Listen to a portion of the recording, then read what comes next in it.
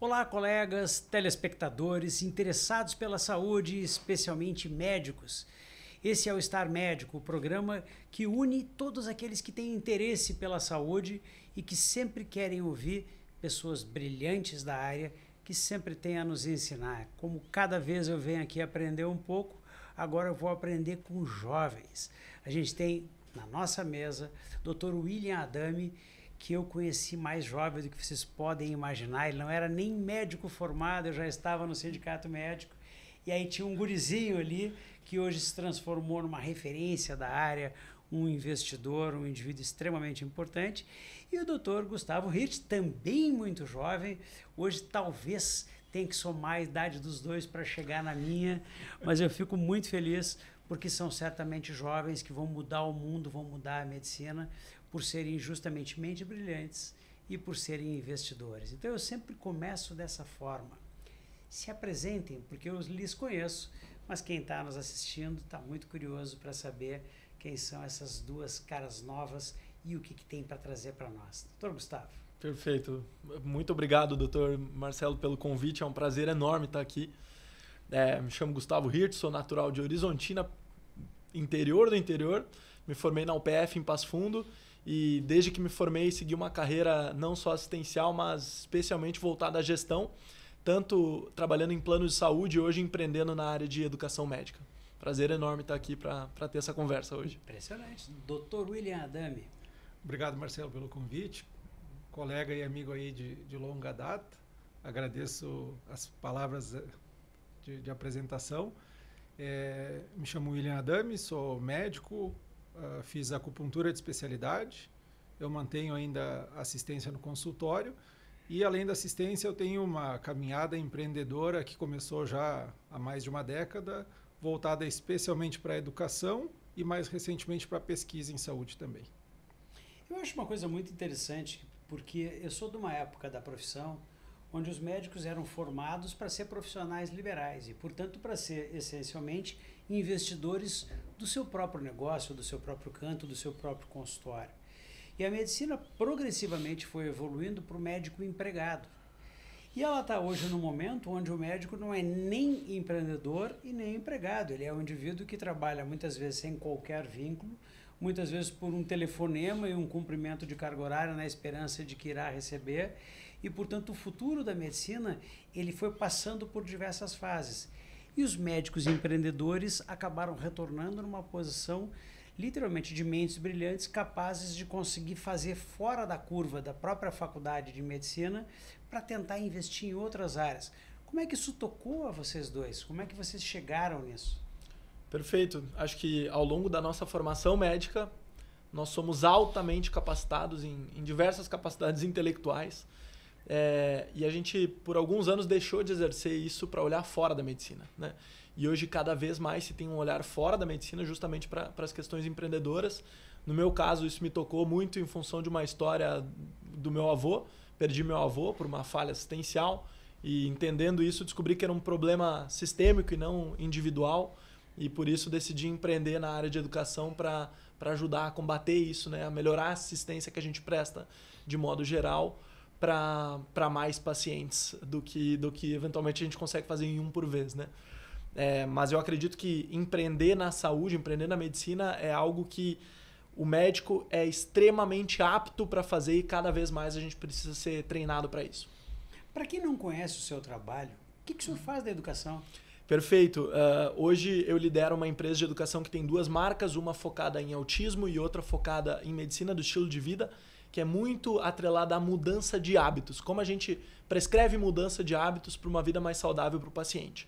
Eu opero o negócio, eu palpito bastante nos cursos, mas a gente tem um corpo técnico, porque tudo na medicina é muito específico, né? E a gente tem um corpo técnico e hoje o meu papel à frente do negócio é um papel muito mais de gestor do negócio, da operação como um todo, vendas, marketing, parte jurídica, contratação, enfim, do que a parte técnica propriamente dita, né? Eu coordeno uma empresa e que é uma empresa focada em educação e saúde. Doutor Adami, eu fui na inauguração, na abertura de um dos seus investimentos, de um dos seus objetivos de vida. E foi algo realmente muito impressionante na questão de pesquisa clínica, pelo nível, pela estrutura, pelo que envolve. Como é que o senhor chegou nisso? Vamos lá, eu preciso voltar uns degraus para contar. Eu acho que é até interessante falar um pouco para o nosso público, especialmente aqueles que têm interesse de conhecer um pouco mais, né, do empreendedor, né, da vida do empreendedor. Eu acho que não é uma decisão que se toma fazendo muito cálculo, né, ela não é estatística. É algo que é do perfil de cada pessoa. Então, eu queria primeiro dizer duas coisas, que eu sou muito abençoado e muito agradecido. Eu sou muito agradecido especialmente por poder hoje, ainda jovem, no início da minha carreira como médico, poder escolher as pessoas com as quais eu me relaciono. E esse programa aqui hoje, para mim, é definição disso, né? Duas pessoas que eu admiro muito aqui na mesa para conversar sobre algo que, como o Marcelo falou, pode e talvez deva ser um agente de mudança para transformar a nossa realidade aqui no Brasil. Conheci o Marcelo ainda no Simers, quando o Marcelo já era diretor do Simers, eu ainda estudante. E o Simers é uma entidade a qual eu sou muito grato. Me oportunizou muitas coisas, inclusive alavancar, né, esse meu perfil de empreendedor. Ainda na faculdade, eu abri uma empresa para organizar eventos médicos. Deve lembrar de dois colegas, né, que nos acompanharam no passado, André Wagner e Fernando Valdemar. Sempre que eu tenho a oportunidade, eu lembro, porque sou muito grato a eles. Foram como dois mentores, né, numa época onde o núcleo acadêmico se prestava a oportunizar que outras pessoas crescessem, né, e deslanchassem de acordo com o seu perfil. Então, eu os ajudava a organizar congressos regionais e brasileiro, né, das sociedades de especialidade.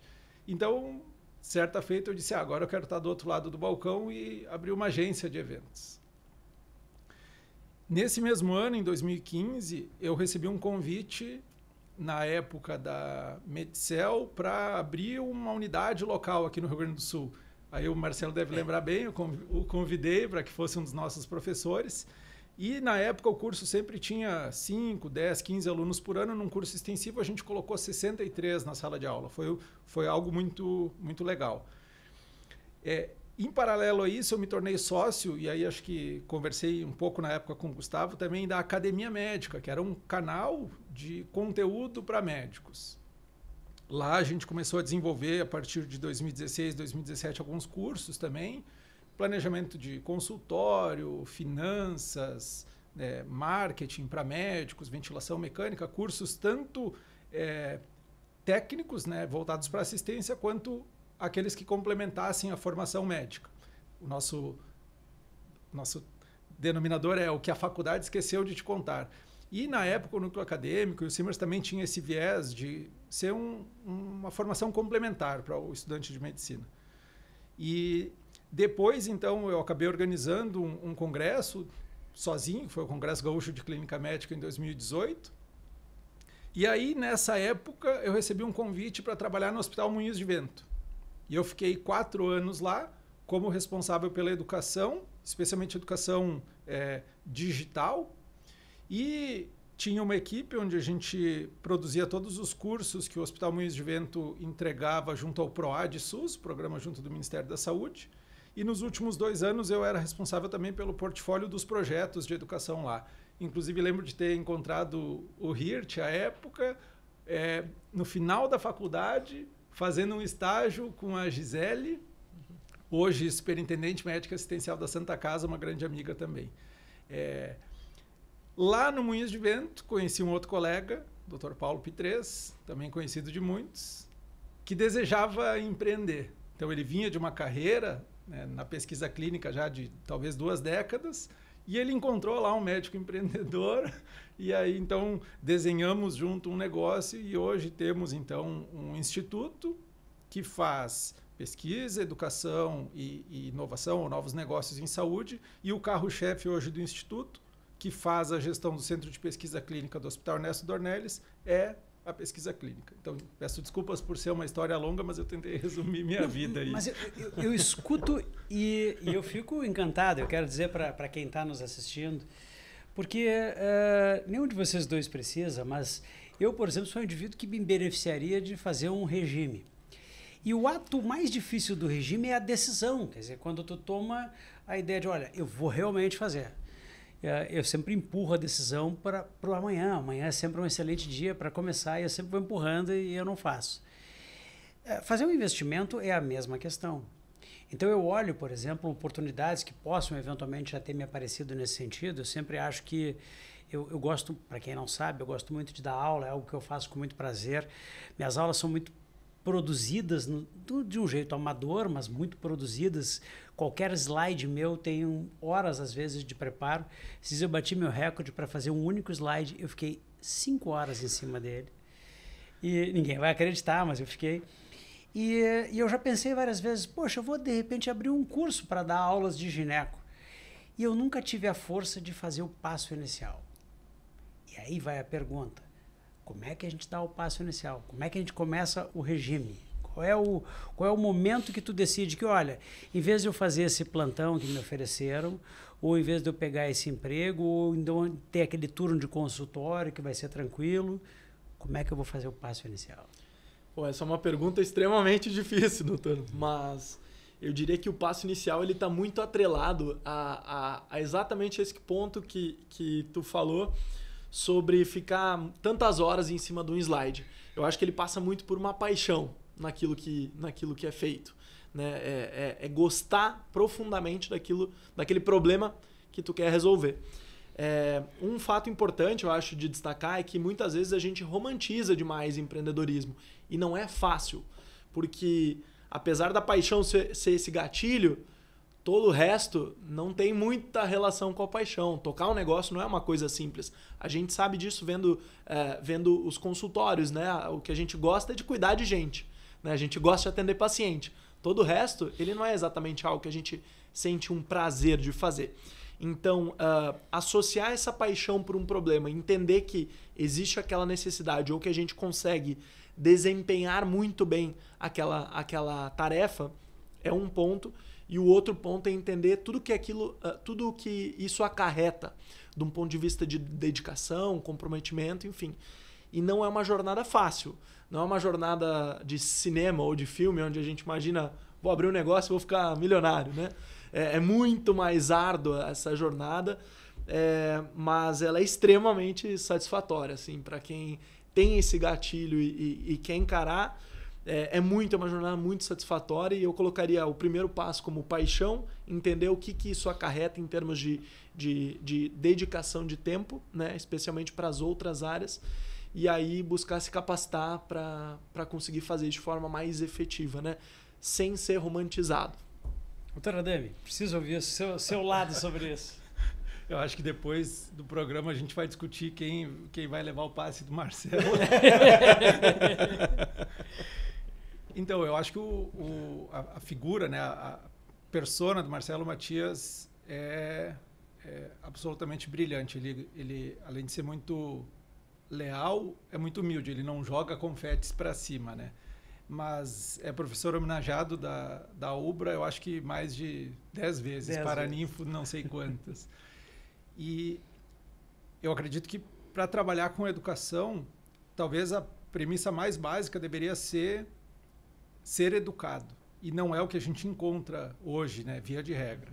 Então, o Marcelo ele consegue preencher todos os pré-requisitos se a gente fosse escolher a pessoa ideal para fazer um curso. Talvez faltasse um pouco dessa carga, dessa veia empreendedora.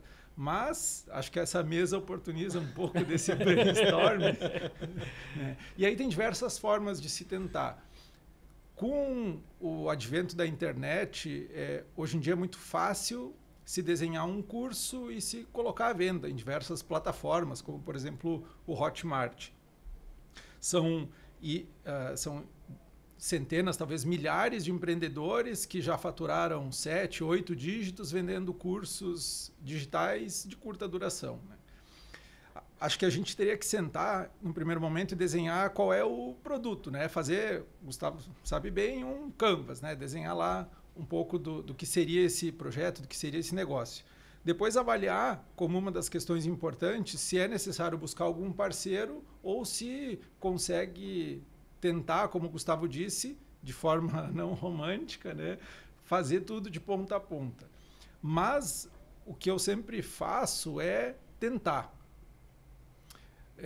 Eu acredito que a gente precisa dar a cara a tapa, e isso também é outra característica que o Marcelo faz já, né, há muito tempo, especialmente quando presidiu e quando diretor-geral do Simers, do Simers, né, sempre lutou pelos médicos, e ele sempre fala, já o ouvi mais de uma vez, dizendo que o médico nessa posição de representação, ou seja, é alguém que busca lutar pelos direitos dos outros, tem que pensar muito mais no outro do que em si. Então, eu acho que dar a cara a tapa é outro dos requisitos que está atendido, então teria que se colocar o produto no mercado, né? A gente chama isso de MVP, de mínimo produto viável em português. Então, eu acho que depois do programa a gente senta aí, faz uns rascunhos e pensa como avançar. E aí vem a minha questão, Gustavo. Tu entraste para uma veia também que é de plano de saúde, claro, que é uma coisa que os médicos convivem sem ter o menor conhecimento. O que a maioria dos médicos sabem é que ele tem que executar um procedimento, fazer uma guia, reclamar da glosa e jogar a culpa do sucesso ou do insucesso para alguém que seja um terceiro. Como é que é isso? Claro. Não, esse ponto é sempre interessante, eu adoro falar sobre isso. Eu trabalhei alguns anos na Amil, né, que é um dos maiores planos de saúde que a gente tem no Brasil, apesar de não ser tão comum aqui no Sul. E eu trabalhava numa área que fazia programas clínicos, então era muito prazeroso, porque eu podia desenvolver equipes que faziam assistência para cuidar de paciente de um ponto de vista de gestão. Hoje, cada vez mais, com os desafios que a gente tem visto nos planos de saúde, no sistema de saúde como um todo, especialmente desafios do ponto de vista financeiro, a gente tem visto que, felizmente, aquelas instituições que estão tendo um olhar de que cuidar de gente bem sai mais barato no longo prazo, estão tomando a frente para trazer o médico junto e co-criar as coisas, co-criar a forma de cuidar, né? A gente sai daquele papel onde o plano de saúde fala, eu pago isso, pago aquilo, pago assim, tem que ser assim assado. Óbvio que tem os dois casos ainda, né? Mas cada vez mais tem instituições trazendo os profissionais juntos. E uma coisa que é muito importante para a gente entender na saúde é que o médico, ele é o elo principal do cuidado na saúde e ele é o driver principal de tudo que acontece na vida do paciente. No hospital, no plano de saúde e na vida do próprio paciente. Então, o que a gente tem visto acontecer é que os planos estão cada vez mais reconhecendo isso, aqueles planos que têm uma visão, ou instituições que têm uma visão mais lá na frente, e trazendo esses profissionais para co-criar o desenho de cuidado. Era uma coisa que a gente fazia muito na área que eu atuava lá na empresa. A gente tem vários exemplos, eu não vou citar tantos nomes aqui, mas, por exemplo, um plano muito badalado lá de São Paulo chama Alice. É um plano que tem muita atenção primária, o cuidado centrado no paciente, um desenho interligado entre tudo que acontece no paciente, para deixar de lado aquela fragmentação que a gente tem no sistema hoje e entender que o cuidado ele é contínuo, né? Não dá para eu cuidar o paciente da porta para dentro e não cuidar o paciente da porta para fora, né? Felizmente, a gente tem cada vez mais instituições e planos olhando para isso, entendendo que essa precisa ser a forma que o sistema de saúde se organiza. E, felizmente, a gente tem cada vez mais colegas médicos também entendendo isso. Que a gente precisa assumir o papel de liderança que é do médico. O papel de liderança na saúde é do médico. E isso é indiscutível. Por alguns anos, infelizmente, a gente, de modo geral, talvez abandonou isso em larga escala. E a gente precisa retomar esse papel, porque eu acredito muito que isso é o que vai mudar o ponteiro da saúde e fazer o sistema de saúde ser sustentável e a gente entregar um cuidado melhor para as pessoas, que é, no final do dia, a razão pela qual a gente fez medicina no primeiro momento. Eu preciso quebrar o protocolo aqui e puxar um fio. Puxar um fio porque tem uma questão muito importante. Todo mundo, todos os players sabem, né, e embora jovem, eu participo do Simers já tem mais de uma década e por muito tempo, seja viajando ao interior, seja na capital, na região metropolitana, a pauta sempre foi defender o médico, condições de trabalho, os maus pagadores, né, ou remuneração em atraso, enfim. E a saúde enfrenta um problema que é crônico e que tem agudizado cada vez mais, que é o financiamento, as moedas. Então, o que acontece? Me parece que esse cobertor está cada vez mais curto. E aí, puxa-se o cobertor para cada um dos lados, de acordo com os interesses. Então, a gente tem, de um lado, a operadora de saúde, que precisa fazer as contas fecharem. A gente tem, né, paralelo à operadora de saúde, o Sistema Único de Saúde. A gente tem a figura do paciente, que quase sempre é quem acaba pagando a conta. A gente tem o hospital, que precisa, né, ajustar também os seus interesses. E a gente tem a figura do médico. E me parece muito curioso, porque o médico recebe, né, cada vez menos. Se a gente for... Ontem ou anteontem, eu recebi uma postagem sobre o índice, o Big Mac, comparado com a radiologia, com os proventos em radiologia. E ele diminuiu aí em torno de 75%, 80% em menos de 20 anos, né? O Big Mac Index, voltado para a radiologia. Foi bem interessante. Então, o médico tem sido cada vez mais pressionado, fora o que é, né, o que não é pago, fora os atrasos. O hospital também está numa situação sempre difícil, a operadora está ruim, o paciente está ruim. Poxa, então parece um cenário catastrófico, parece que não tem saída. E é por isso que eu precisei quebrar o protocolo para dizer justamente que a saída pode ser, de alguma maneira, a pesquisa clínica. Os protocolos de pesquisa, eles funcionam com um financiamento direto da indústria farmacêutica, onde se testa, via de regra, né, o maior volume de protocolos. E aqui um disclosure, eu não sou pesquisador, eu sou um empreendedor, mas pela vivência com o tema eu posso falar, né, sucintamente. Os protocolos, eles testam novas drogas depois de ter passado por todas as fases iniciais, tanto as pré-clínicas, né, quanto as fases clínicas 1 e 2, onde vai avaliar segurança, né. Quando a gente chega na fase 3, são protocolos, via de regra, multicêntricos no mundo todo para testar a efetividade dessas drogas novas e que, diga-se de passagem, não só na oncologia, mas em várias doenças crônicas, né, como asma, esclerose múltipla, DPOC, dermatite atópica. Os imunobiológicos têm mudado a realidade. Então, se testam essas drogas novas, que são realmente inovações no mercado, e o patrocinador, que é a indústria farmacêutica, ela contrata e traz uma remuneração nova, de forma privada, ou seja, ninguém puxa o cobertor de ninguém.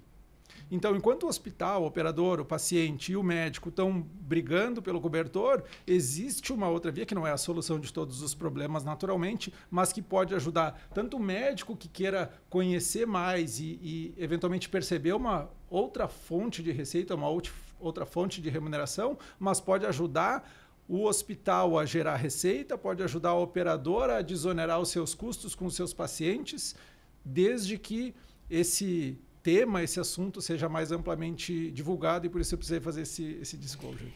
Eu vou dizer que eu sempre digo que eu venho para cá para aprender, né? E daria para fazer um programa de umas 3 horas com essa dupla.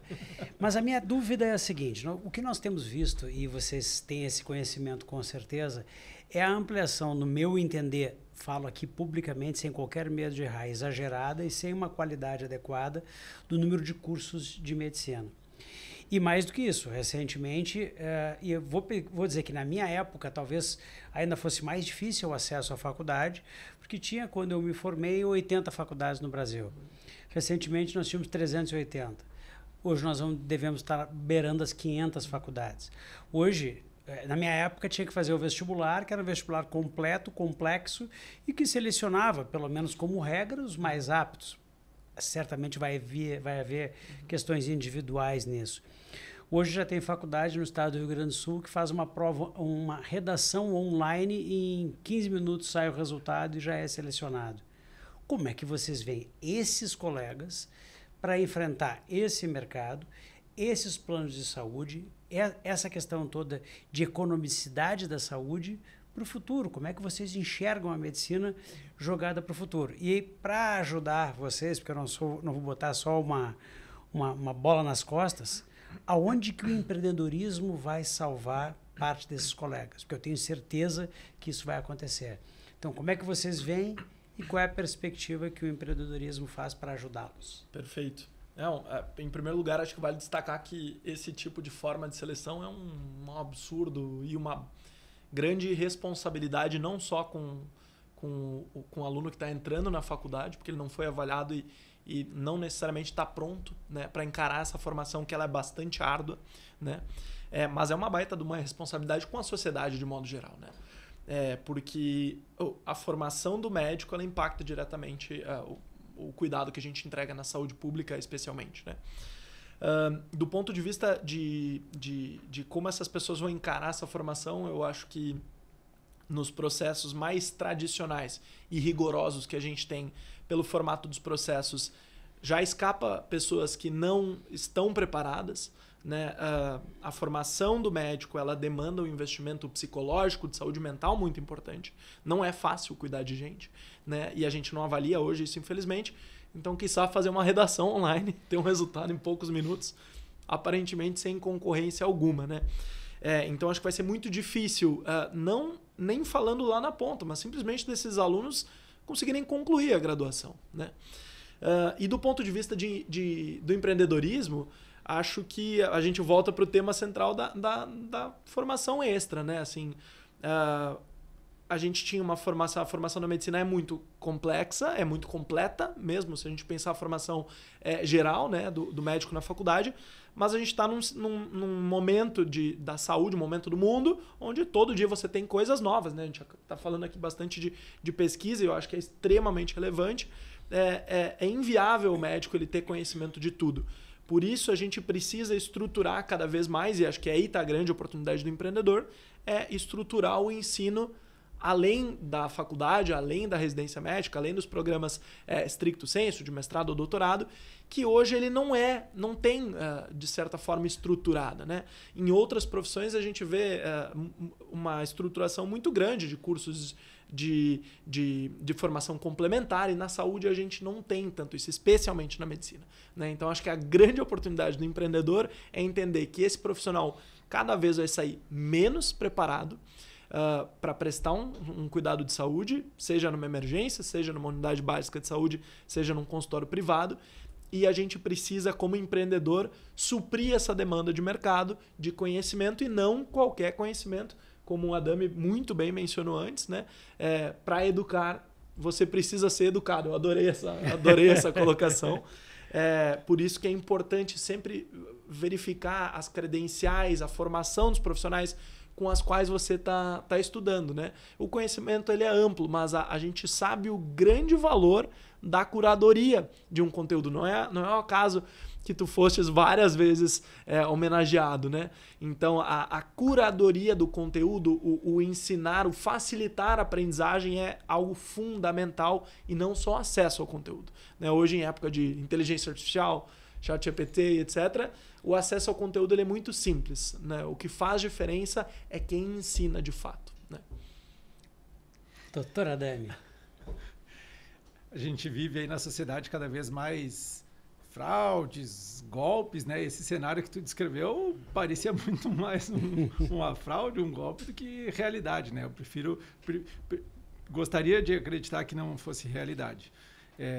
Mas eu acho que isso aqui fica também como uma mensagem, assim como o Gustavo falou, para o acadêmico de medicina, né? Ou até mesmo o jovem médico. Tem algumas coisas que não voltam atrás, né? Que não é clichê. O Gustavo falou isso enquanto a gente estava na sala de espera. A gente fez a faculdade de medicina para ser médico. E a gente não pode desperdiçar esse tempo da nossa formação. O tempo da formação, embora a gente não... Provavelmente 80%, 90% de todo o conteúdo que a gente viu na graduação a gente não vai utilizar depois na nossa assistência, mas é fundamental. A gente está construindo, né, a fundação. Vai somando lá os tijolos ou os blocos de concreto que vão garantir uma estrutura sólida para que a gente possa exercer a nossa profissão depois. Tem algo que é muito importante, talvez já tenha sido falado aqui em algum outro programa, mas é sabido de todo mundo que existe cada vez mais a judicialização, né, contra os médicos. Porque também é uma oportunidade para que outros profissionais, né, possam, inclusive, ganhar dinheiro com isso. Eu acredito que o maior combate contra a judicialização é a formação médica adequada. Porque tem uma coisa que...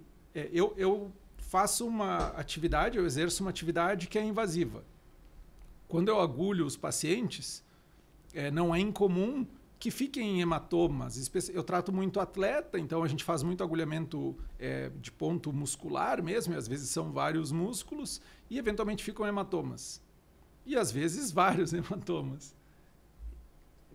Claro, são aí um pouco menos de 10 anos de especialidade, mas eu nunca recebi nenhum processo e acredito que não tenho... acredito que não vou receber, a gente não pode ficar jogando aqui pro alto, né? Por quê?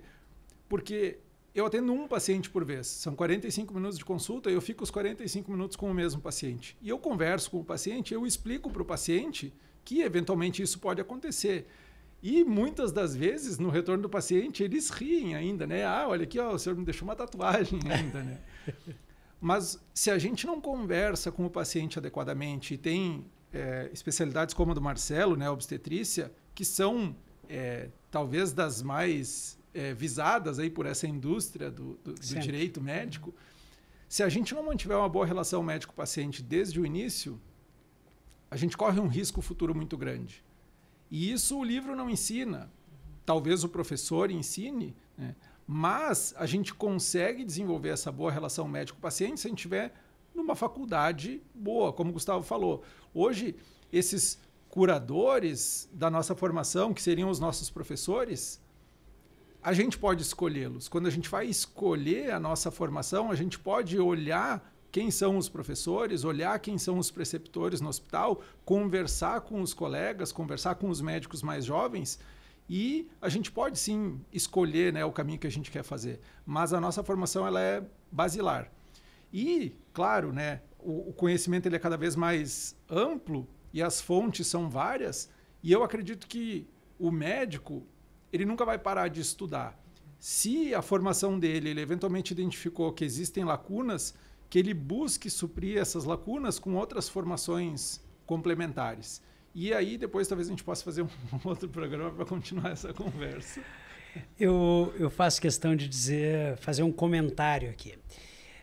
Eu fui de uma geração onde meus familiares de mais idade, meu pai, meu avô, sempre diziam que a inteligência estava desaparecendo do mundo, as músicas eram piores, a literatura era pior, tudo era pior.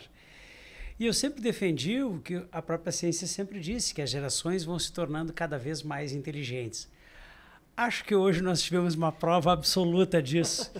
E a realidade é que a única coisa que esses dois nunca vão pegar é que eu eternamente terei mais idade do que ambos. Mas eu sempre aprenderei com jovens brilhantes que tenham a ensinar como eles. E concordo, precisamos de mais programas, porque ficou um gosto de eu preciso fazer mais um Estar Médicos com o Dr. Gustavo e com o Dr. William. Muito obrigado a vocês dois pela presença e a quem nos acompanha. Nas terças-feiras, sempre a gente vai tentar lançar um novo programa para que todos nós possamos nos deliciar com a inteligência de pessoas brilhantes. Muito obrigado. Obrigado. Foi um prazer.